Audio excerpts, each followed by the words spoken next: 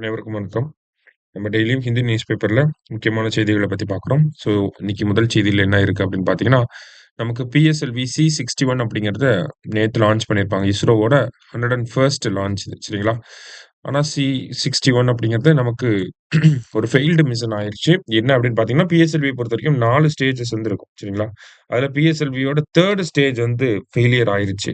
ஓகேங்களா? Technical கிளிச்சஸ்னால failure ஆயிருச்சு. தொழில்நுட்ப கோளாறுகள்னால. அதனால அது சக்சஸ்ஃபுல்லா நம்மனால லான்ச் பண்ண முடியல. சரிங்களா?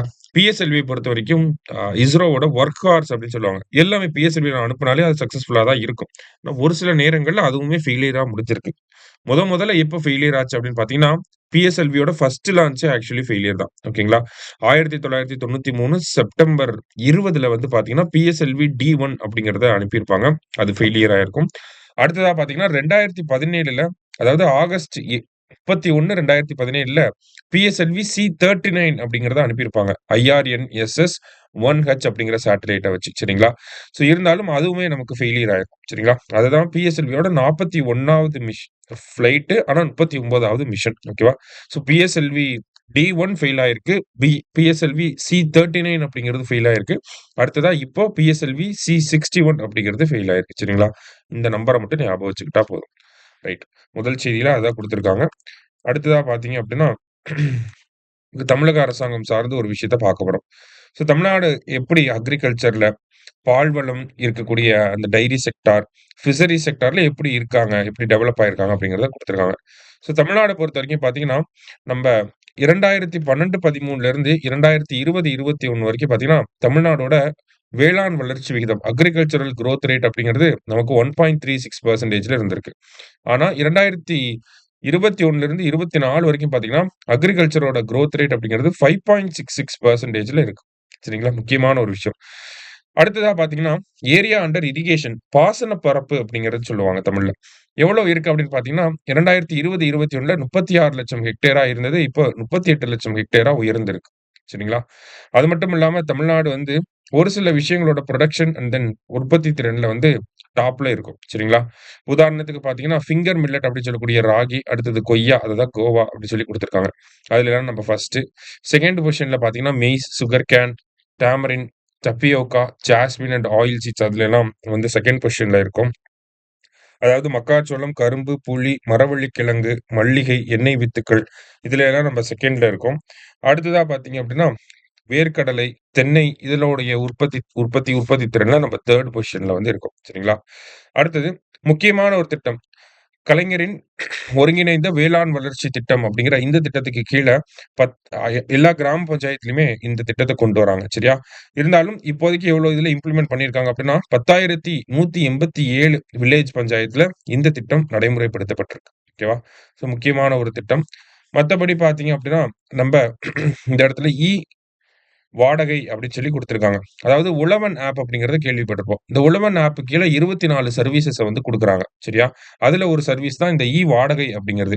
இந்த வாடகை கீழ என்ன பண்ணலாம்னா, விவசாயிகள் அவங்களுக்கு டிராக்டர் தேவையா, இந்த மாதிரி அக்ரிகல்ச்சர்க்கு ஏதாவது மிஷினரி தேவைப்பட்டுச்சுன்னா, அத வாடகைக்கு வாங்கிக்கலாம். சரிங்களா? அதான் வாடகை அப்படிங்கிறது உழவன் ஆப்போட ஒரு பார்ட் தான் வாடகை அப்படிங்கிறது. சரியா?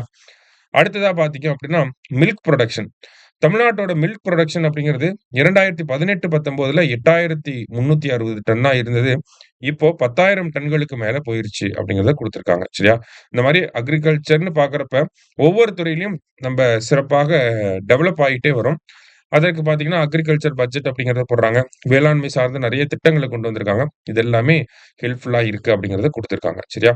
அடுத்தது அடுத்து என்ன சொல்லியிருக்காங்க அப்படின்னா, advanced institute of wildlife conservation to manage states endangered species fund அப்படின்னு சொல்லி குடுத்துருக்காங்க. அதாவது தமிழக அரசாங்கம் 2024ல பார்த்தீங்கன்னா, Tamil Nadu endangered species conservation fund அப்படின்னு சொல்லி ஒண்ணு உருவாக்கி, அதுல ரூ. 50,00,00,000 வந்து வச்சிருப்பாங்க. ஓகேவா?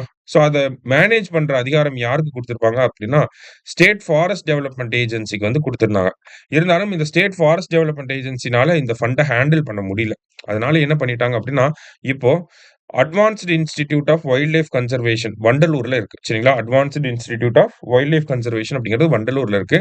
ஸோ அந்த அமைப்புக்கு இந்த ரூ. 50,00,00,000 இருக்கக்கூடிய இந்த என்டேஞ்சர்ட் ஸ்பீசிஸ் கன்சர்வேஷன் ஃபண்ட நீங்க மேனேஜ் பண்ணுங்க அப்படின்னு சொல்லி ஏஐடபிள்யூசிக்கு குடுத்துட்டாங்க. ஓகேவா? ஸோ அந்த அமைப்பு எங்க இருக்கு அப்படின்னா, நமக்கு வண்டலூர்ல இருக்கு. சரியா? அதான் இந்த செய்தி. அடுத்ததா பார்த்தீங்க அப்படின்னா, நமக்கு 17 எம்பிகளுக்கு இந்த சன்சாத் ரத்னா பாராளுமன்ற விருதுகள் அப்படிங்கிறது வழங்கப் போறாங்க. 17 எம்பிகள். அது மட்டும் இல்லாம 2 பார்லிமென்டரி ஸ்டாண்டிங் கமிட்டீஸ்க்கு இந்த சன்சாத் ரத்னா விருது அப்படிங்கிறது வழங்க இருக்காங்க. யார் வழங்குறாங்க அப்படின்னா, பிரைம் பாயிண்ட் ஃபவுண்டேஷன் அப்படிங்கிற இந்த அமைப்பு தான் உங்களுக்கு வழங்கப் போறாங்க. சரியா? லாஸ்ட்டா பார்த்தீங்க அப்படின்னா, Saroj Ghosh, father of India science museum movement passes away அப்படின்னு சொல்லி குடுத்துருக்காங்க. ஸோ இறந்துட்டாரு. யார் இவரு அப்படின்னு பார்த்தீங்கன்னா, father of India's science museum movement. சரியா? இந்த டேட்டாவ பார்த்து வச்சுக்கோங்க. இவருக்கு பார்த்தீங்க அப்படின்னா, நமக்கு பத்மஸ்ரீ விருது 1989லயும், பத்ம பூஷன் விருது 2007லயும் வழங்கப்பட்டிருக்கும். ஸோ என்சிஎஸ்எம் அப்படிங்கிறதோட டைரக்டரா இருந்தவர் தான் இவரு. ஓகேங்களா? National council of science museum அப்படிங்கிறது. இந்த national council of science museum அப்படிங்கிறதோட ஹெட் குவார்ட்டர்ஸ் எங்க இருக்குன்னா, கொல்கத்தால இருக்கு. 1978ல கல்ச்சர் மினிஸ்ட்ரிக்கு கீழ ஒரு அட்டானமஸ் பாடியா உருவாக்கியிருப்பாங்க. ஓகேவா?